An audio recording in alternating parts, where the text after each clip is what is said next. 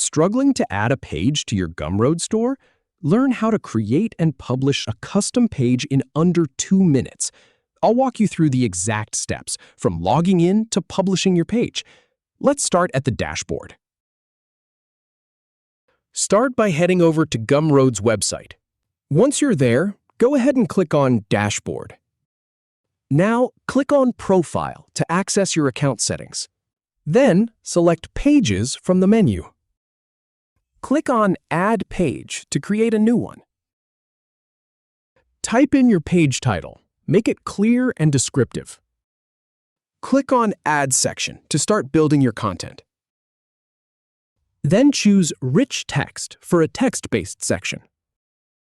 Type your section text here. You can format it as needed. Click on Update Profile to save your page. And that's it. You're all done. Thanks for watching. If you have any feedback or if any info is inaccurate, please leave a comment below. We'll do our best to answer or redo the video if needed. Thanks for watching.